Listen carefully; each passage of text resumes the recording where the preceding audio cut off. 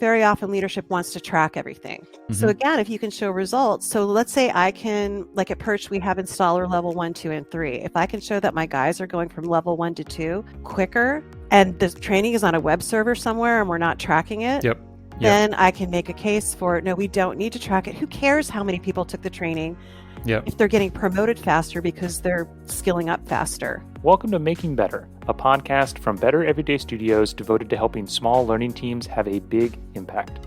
Today, we are talking to Liz Cichowski, L&D Manager at PIRCH. Liz has been in learning and development since it was called training, and that training was delivered on CD-ROMs. She's worked for a range of companies, from family-owned businesses to members of the Fortune 500, and helped them train retailers, automotive manufacturers, quick-serve restaurants, and more. She has a wealth of knowledge, so let's jump in. Well, Liz, welcome to the Making Better podcast. How are you doing today? I'm excellent. How are you? Awesome. I'm doing great. I'm so excited. We are both in Southern California area, so the weather has turned. Not that anybody is going to shed any tears for California weather, but but I'm enjoying life for sure.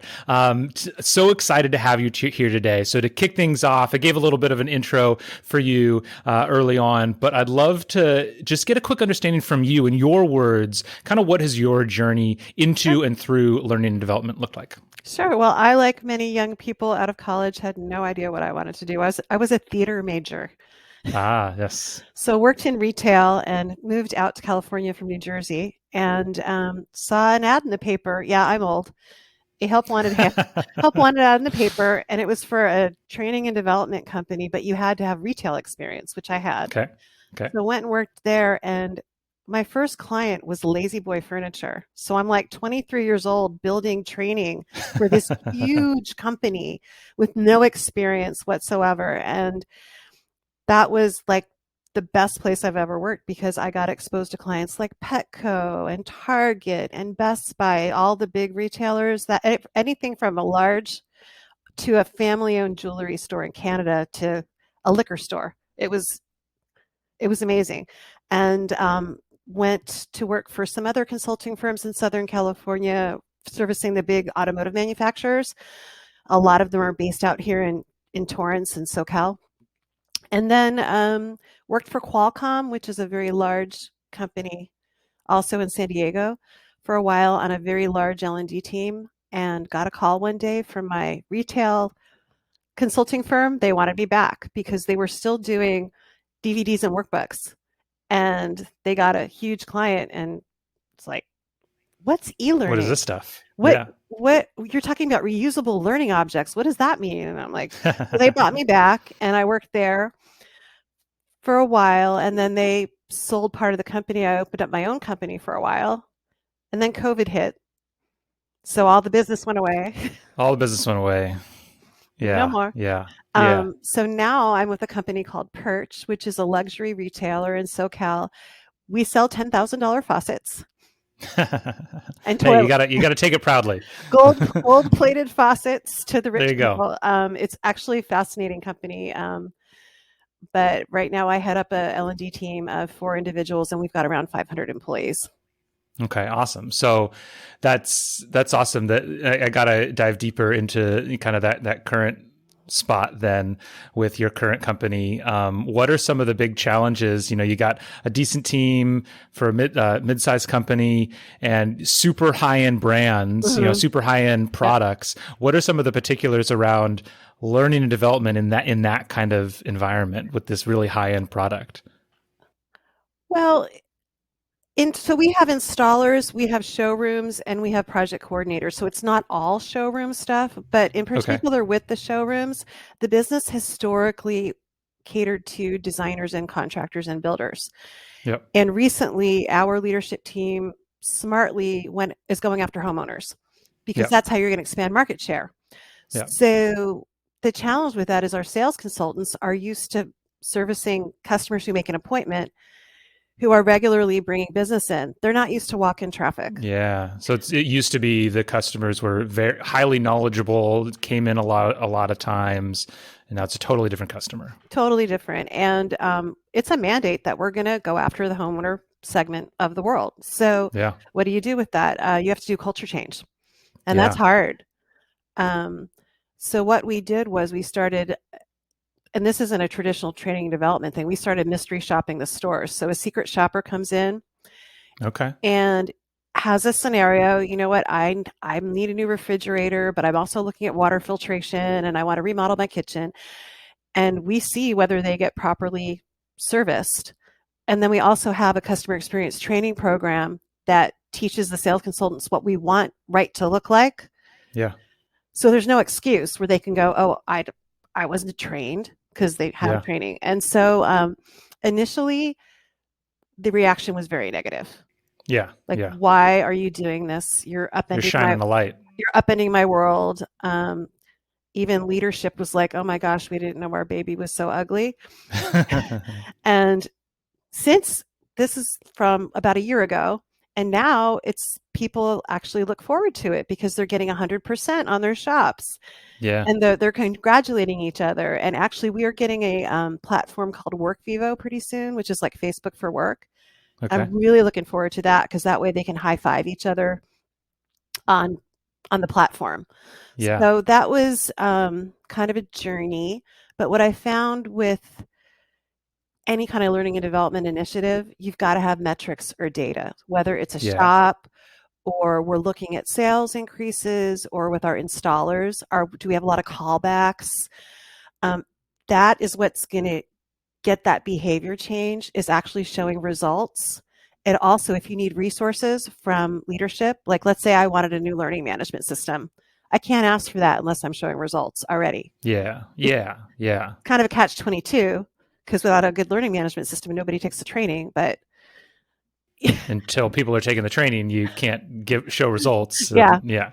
Yeah. So, and speaking of that, another interesting thing I found, or challenge, is very often leadership wants to track everything.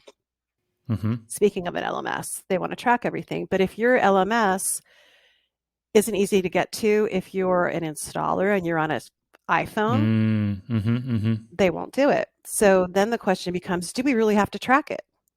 Mm-hmm. So Mm-hmm. again, if you can show results, so let's say I can, like at PIRCH, we have installer level 1, 2, and 3. If I can show that my guys are going from level 1 to 2 quicker, and the training is on a web server somewhere and we're not tracking it, Yep. then I can make a case for, no, we don't need to track it. Who cares how many people took the training Yep. if they're getting promoted faster because they're skilling up faster? That's a really interesting point, because I think, so often L&D teams, we kind of fall back on completion rates and participation just because we don't, what else do we do? It's hard to tie it directly to any kind of outcome. We don't know the outcome.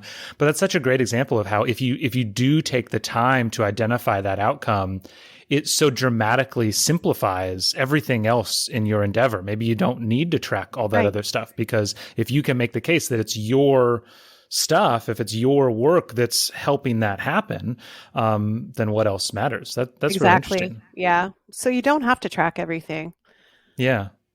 On that kind of note of, because I think a lot of teams, especially companies that have a large distributed workforce, like you've seen, they run into those challenges of, getting learning to that distributed workforce. So it sounds like one of the ways that you got around that, without having to pay some exorbitant fee for an LMS for users that hardly ever, that don't need to go into that training or something, or all the training.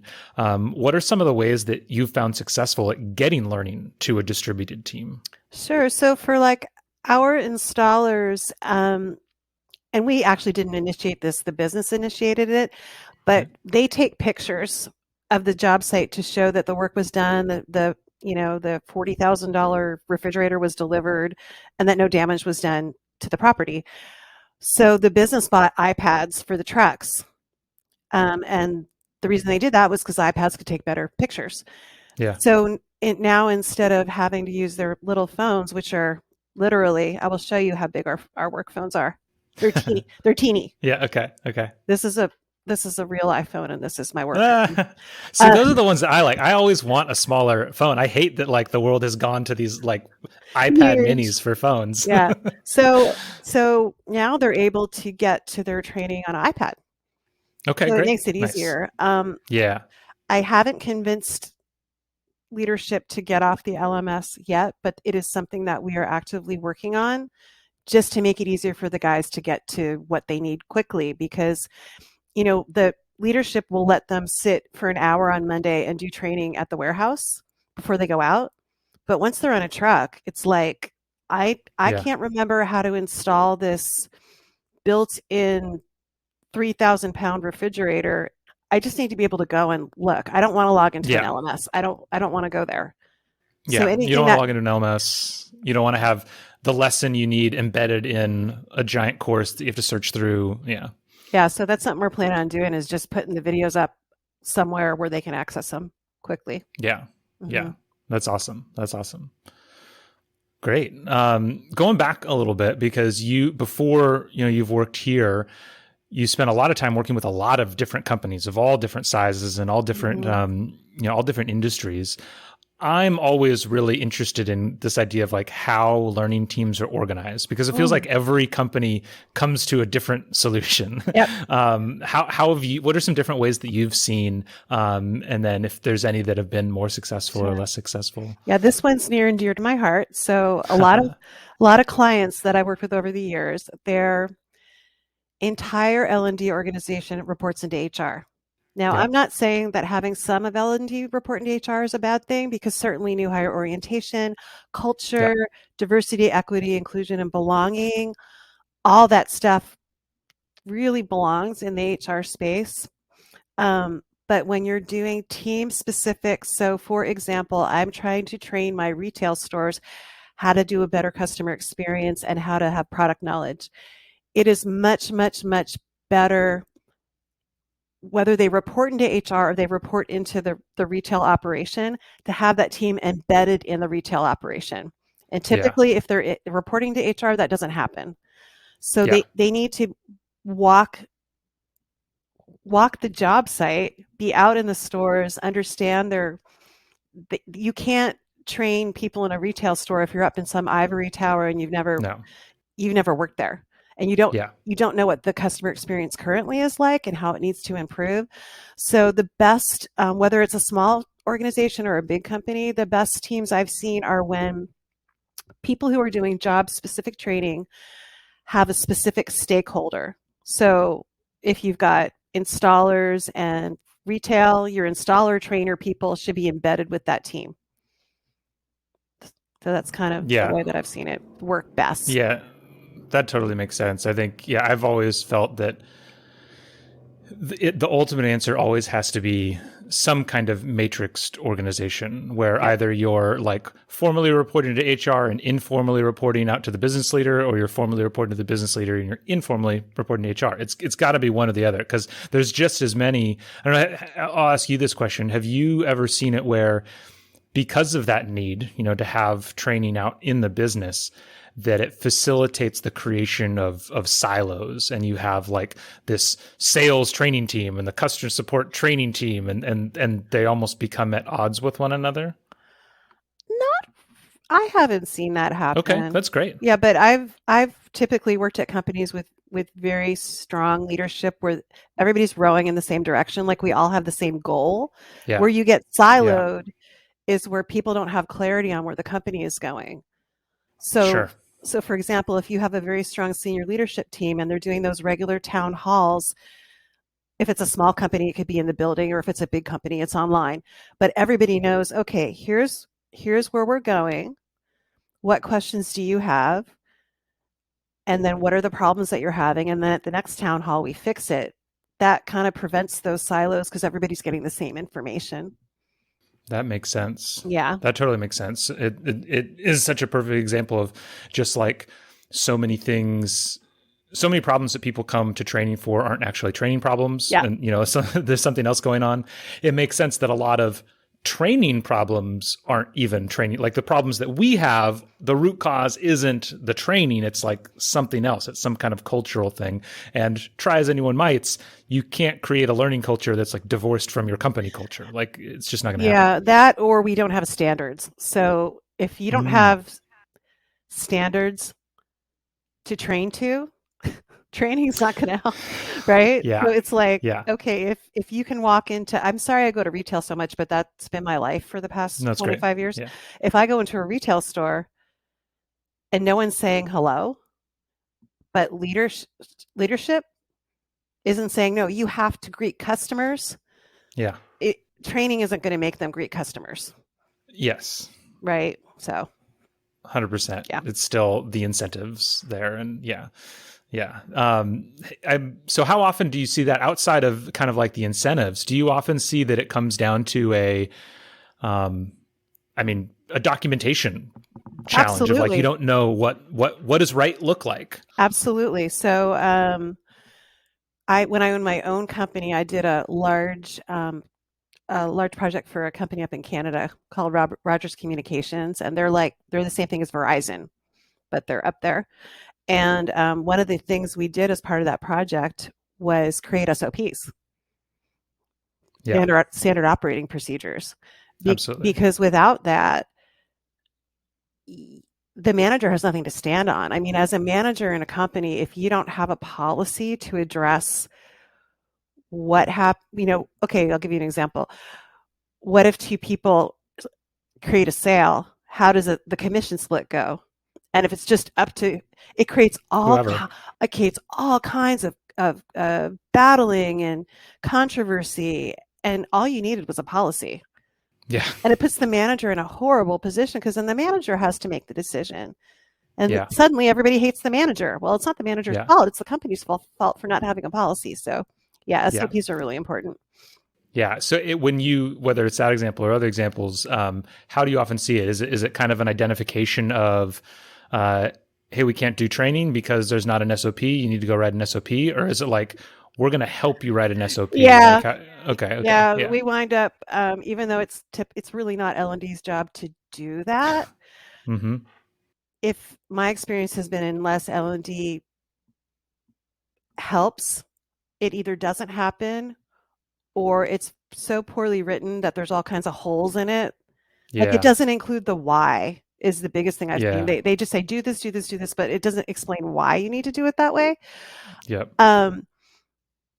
Or it doesn't consider the impact on the other teams. So they're only looking Okay. at their own team but it Mm-hmm. doesn't look at, okay, if I'm in a warehouse and this is our policy, how does it affect how the guys load up the installation trucks in the morning? So Yep. yeah, I find that typically L&D unfortunately has to get involved in that process because as instructional designers or whatever you want to call us, we think that way. We think that holistic, like what does somebody need to know in order to be able to do something? They need the why, they need the what, and then they need the specific how, step by step. Yeah. And a lot of Yeah. operators don't think that way. And it's so interesting though, because it becomes so second nature to us. Mm-hmm. I find that I'm like, how do you not think this way? Right. Almost, Right. It's interesting. Exactly. So if you're a new training person or you're in a new company that's getting called in to help with this stuff, and you find yourself in the situation where it's like they say they need training, but they don't have a process. I need to help them write SOPs. That can be, I know for myself, that feels really intimidating. It's like, I'm not a technical writer. Like, I don't, what advice would you give to somebody to kind of get started in writing an SOP or if nothing else, like what have you done to kind of help facilitate that within a team? So, taking the time to sit back and observe what's actually going on. So if you're the business unit, give me someone who does it really, really well, the way that it works.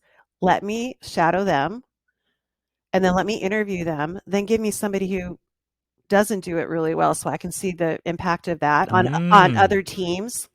Super interesting. I like that.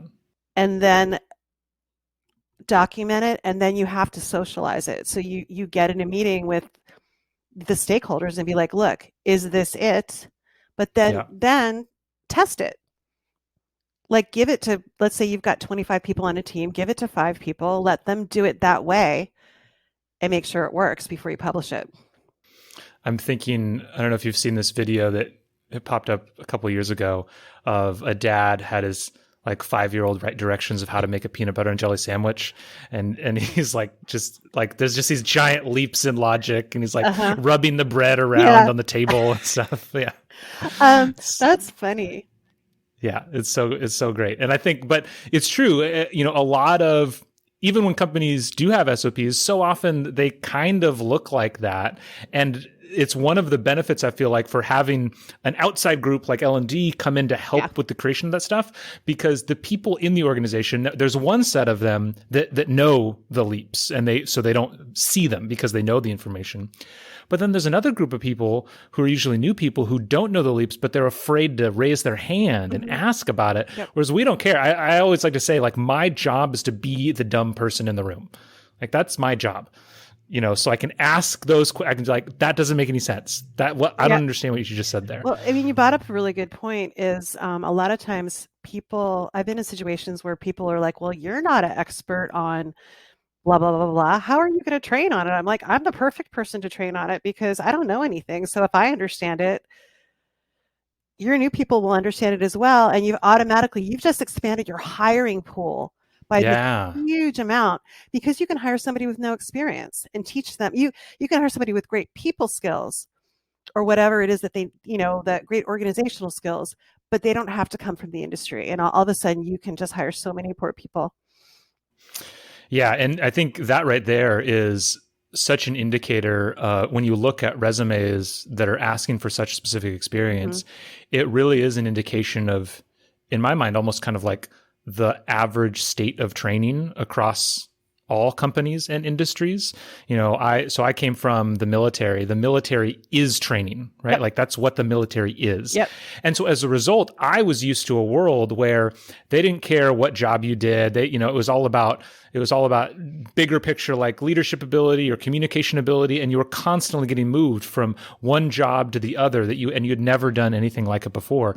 And I was shocked when I left of middle manager at a power plant. Like, they want somebody with 15 years of experience at a power plant or whatever. It's like there's like 5 people that can fill that role. Yep. And I had never even really thought of it until you're just mentioning now that disconnect really does come down to how rigorous is the training, because if you don't have the training, then you have to artificially limit your hiring pool. Yeah. And I mean, even if you don't have a big training team, there's ways you can take somebody who's a super producer at a specific job and have them make YouTube videos.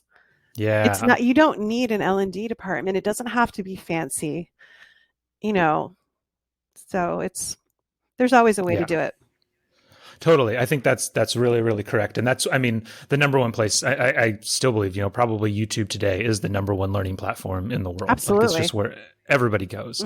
Kind of on that note, do you have any thoughts on, hadn't planned on thinking about this, but what makes that good? Like, because everybody's seen a bat, like it's not just go grab the top producer, put him in front of a camera, say go. Like, at least 50% of that is probably not going to be that great. What do you look for that's going to make it good? I'll give you a great example. So we recently did this with, so cabinet hardware are like the pulls and things on your cabinets, and we sell like gold-plated, we just sell ridiculously expensive leather pulls and things like that. So we're building out door hardware product knowledge, and there's not a lot of information out there. So I've got a guy named Eddie, who's my SME, who's a door hardware salesperson, and he's amazing, but he's all over the place. So I interviewed him. It's as simple as interviewing him with specific questions. Right. And the other thing is, if people are nervous on camera, if they're looking at the person interviewing them and not at the camera, automatically all that nervousness goes away. We're just having a conversation. So highly recommend interviewing, making sure the lighting is good. A basic lighting kit does not cost a lot of money. If it's dark, you're not going to be able to see the person. Yep. And then, things like background noise and things like that. But interviewing somebody automatically gives it structure without that individual having to do a lot of work, because you don't want your SMEs to have to work. Yeah, no, I 100%. And I think that's a big one. And that is a brand new skill that I think we can add to the list of things that things in learning and development is kind of those interview skills or podcast host. That's really what it comes down to, is being a good podcast host. Like you. Yeah. Well, yeah. Yeah. Awesome. Well, what else? Anything else you wanted to make sure to cover today? You've had a ton of experience, so. I actually did make notes. Awesome. Oh, perfect. Yeah. What else you got? One thing I wanted to cover is a lot of companies focus on the individual job training of the individual jobs in the company, and they don't focus on their managers. And what happens is, if you don't teach someone how to manage, none of that training works. It's a waste of money, because the very few people are going to go through a training program and change their behavior. It just doesn't happen. I don't care how good it is and how compelling and see, people change their behavior when they have a good manager who cares about them, who makes the work meaningful, who creates a motivating environment, who clearly explains what the company's standards are and gives you like metrics for performance. So if you're doing a good job, and that makes you want to come back to work, because nobody wants to go to work and suck. So that management training of how to be an effective manager, how to set standards, how to reward people, how to create an environment that's motivating, all that stuff. If you don't do that, nothing else matters. And I've seen a ton. I'm like, literally, a lot of companies do not invest in management training.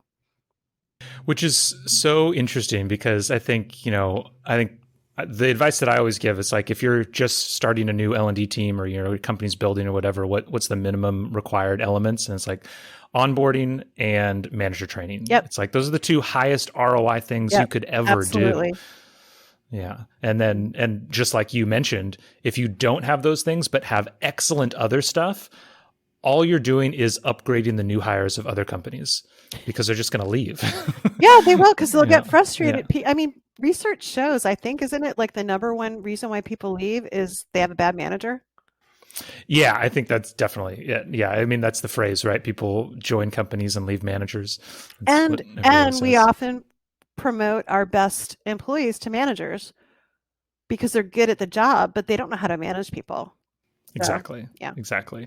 So on that note, then, you see it missed so often. A lot. What do you think? Yeah. What's the lowest hanging fruit? Like, if somebody knows they need to start investing in their managers, what do you think is the first thing or simplest thing to do? So this is so funny. So people typically they'll default to performance management or progressive discipline, which is writing somebody up.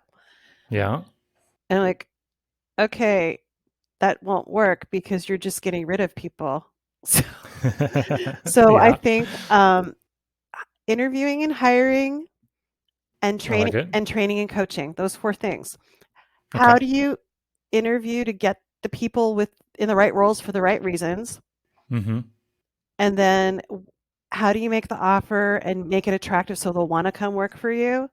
Yeah. And then how do you train to do the job? Because I don't care how good your L&D team is, the managers are the ones training the people when it comes down to 100%. it. 100%. And then coaching. So how do you give feedback to somebody so that they feel valued, so that you're noticing when they're doing a great job?